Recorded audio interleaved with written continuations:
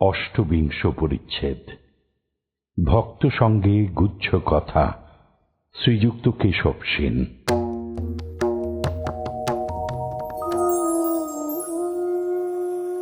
শ্রীরামকৃষ্ণ শিবের সিঁড়িতে বসিয়া আছেন। বেলা অপরাহ্ন 5টা হইয়াছে। কাছে অধর, ডাক্তার নিতাই, মাস্টার প্রভৃতি দু একটি ভক্ত বসিয়া আছেন।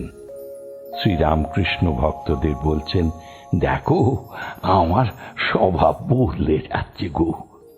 এইবার কি গুচ্ছ কথা বলিবেন? তাই বলিয়া সিঁড়ির এক ধাপ নামিয়া ভক্তদের কাছে বসিলেন। আবার কি বলিতেছেন? God's highest manifestation in man, the mystery of divine incarnation.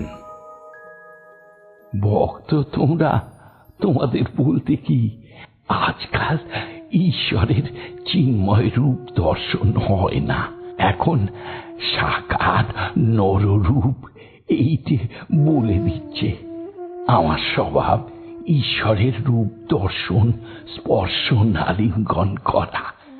এখন বলে দিচ্ছে তুমি দেহ ধারণ করেছ, সাকার নররূপ লয়ে আনন্দ করো। তিনি তো সকল ভূতেই আছেন, তবে মানুষের ভিতরে বেশি প্রকাশ। মানুষ কি কম গা? ঈশ্বর চিন্তা করতে পারে, অনন্তকে চিন্তা করতে পারে, অন্য জীবজন্তু পারে না। অন্য জীবজন্তুর ভিতরে, ওই গাছপালার ভিতরে আবার সর্বভূতে তিনি আছেন, কিন্তু মানুষে বেশি প্রকাশ।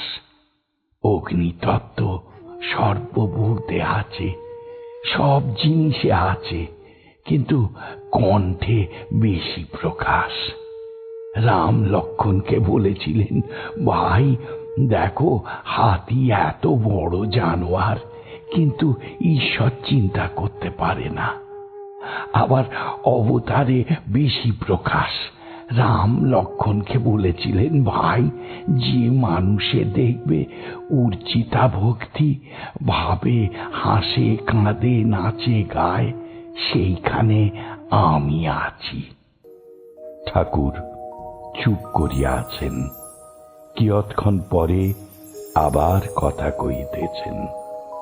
Influence of Shri Ramakrishna on Keshab Chandra Sen.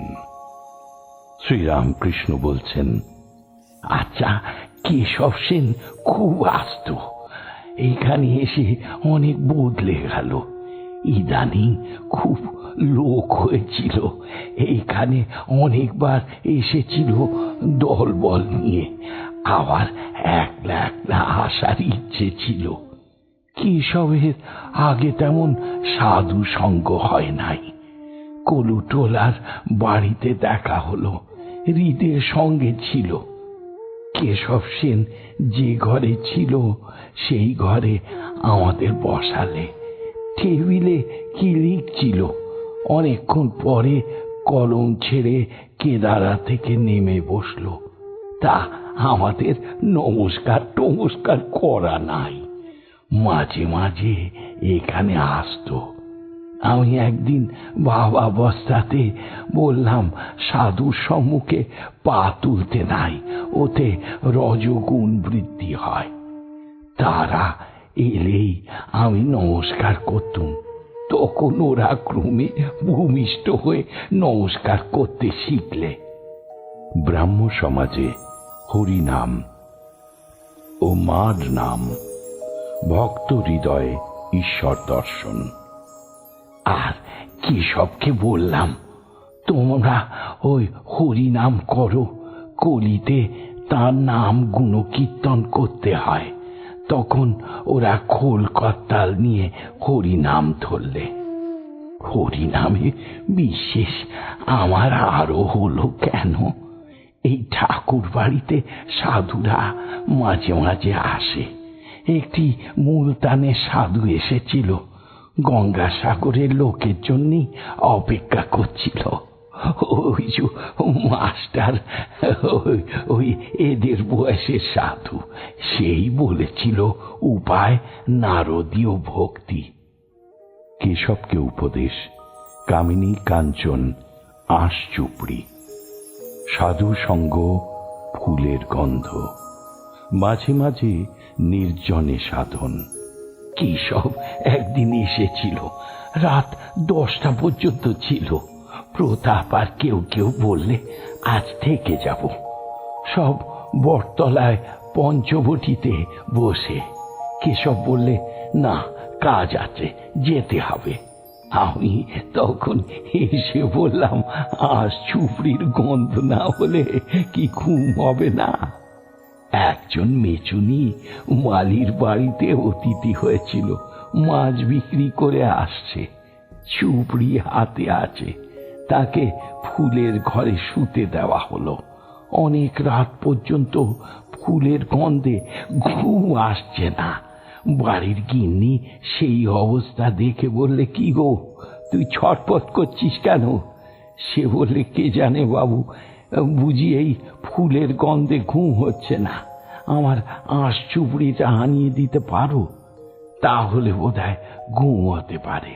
শেষে আঁশচুপড়ি আনাতে জল ছিটে দিয়ে নাকের কাছে রেখে বোস বোস করে ঘুমোতে লাগলো। গল্প শুনে কেশবের দলের লোকেরা হো হো করে হাসতে লাগলো। কেশব সন্ধ্যার পর ঘাটে উপাসনা করলে। উপাসনার পর আমি কেশবকে বললুম, দেখো, ভগবানই এক রূপে ভগবত হয়েছেন, তাই বেদ পুরাণ তন্ত্র এইসব পূজা করতে হয়। আবার এক রূপে তিনি ভক্ত হয়েছেন, ভক্তের হৃদয় তাঁর বৈঠকখানা। বৈঠকখানায় গেলে যেমন বাবুকে অনায়াসে দেখা যায়, তাই ভক্তের পূজাতে ভগবানের পূজা হয়। কেশব আর তার দলের লোকগুলি এই কথাগুলি খুব মন দিয়ে শুনল। পূর্ণিমা, চারিদিকে চাঁদের আলোক, গঙ্গা কূলে সিঁড়ির চাতালে সকলে বসে আছে। আমি বললুম, সকলে বলো, ভাগবত ভক্ত ভগবান। তখন সকলে এক সুরে বললে, ভাগবত ভক্ত ভগবান। আবার বললাম, বলো, ব্রহ্মই শক্তি, শক্তি ব্রহ্ম। তারা আবার এক সুরে বললে, ব্রহ্মই শক্তি, শক্তি ব্রহ্ম।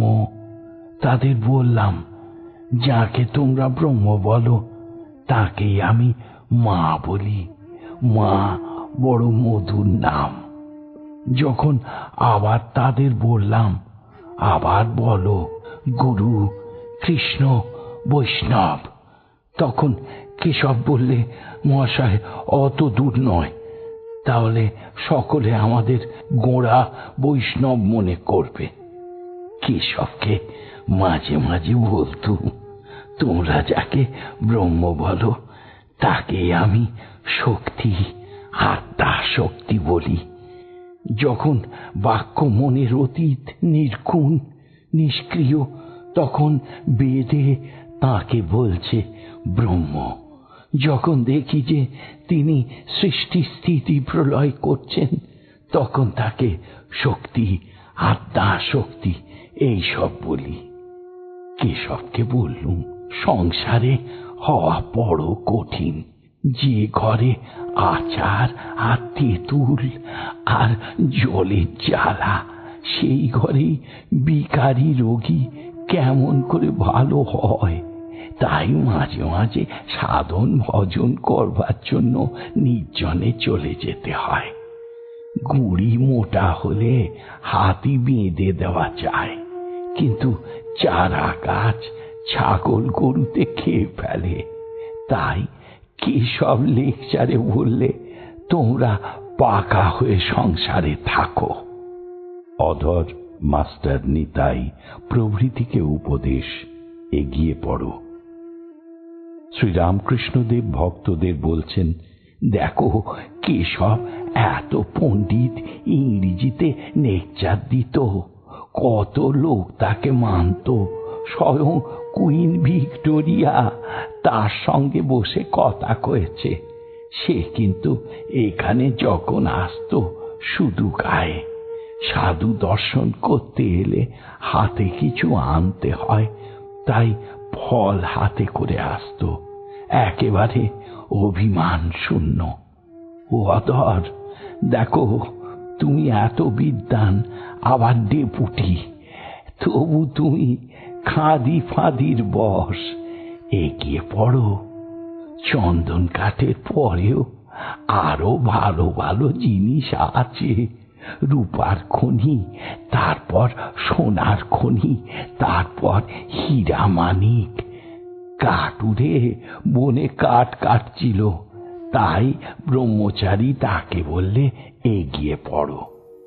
শিবের মন্দির হইতে অবতরণ করিয়া শ্রীরামকৃষ্ণ প্রাঙ্গণের মধ্য দিয়া নিজের ঘরের দিকে আসিতেছেন, সঙ্গে অধর, মাস্টার প্রভৃতি ভক্তেরা।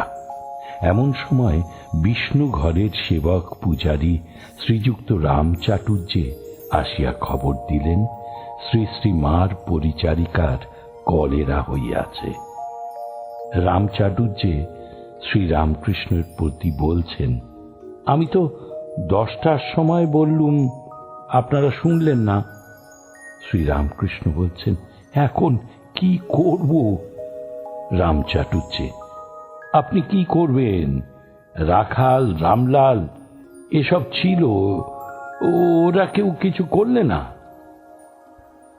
মাস্টার বলছেন, কিশোরী গুপ্ত ঔষধ আনতে গেছে আলম বাজারে। কি একলা? কোথা থেকে আনবে? আর কেউ সঙ্গে নাই, আলমবাজার থেকে আনবে। ও মাস্টার, যারা রোগীকে দেখছে তাদের বলে দাও, বাড়লে কি করতে হবে, কমলেই বা কি খাবে। মাস্টার বললেন, জি আজ্ঞা। ভক্তবধূগণ এইবার আসিয়া প্রণাম করিলেন, তাহারা বিদায় গ্রহণ করিলেন। শ্রীরামকৃষ্ণ তাদের আবার বলিলেন, শিব পূজা যেমন বললাম ওইরূপ করবে, আর খেয়ে দিয়ে এসো, তা না হলে আমার কষ্ট হয়। স্নান যাত্রার দিন আবার আসার চেষ্টা করো, কেমন?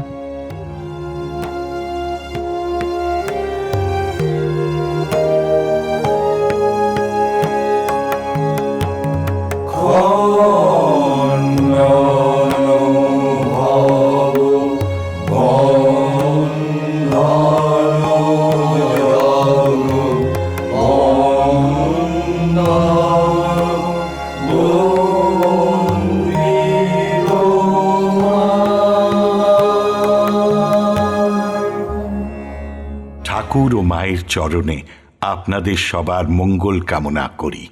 লাইক করুন, শেয়ার করুন, অন্যকে দেখার সুযোগ করে দিয়ে পুণ্য লাভ করুন। আর সাবস্ক্রাইব করুন, বেল আইকন পুশ করুন, যাতে আমাদের পরের নিবেদনের খবরটি আপনার কাছে পৌঁছয় সবার আগে। অমৃত কথন এই অনুষ্ঠানের আঙ্গিনা থেকে আপনাদের সবার সুখ, শান্তি, সমৃদ্ধি কামনা করে বলি, হরি ওম রামকৃষ্ণ।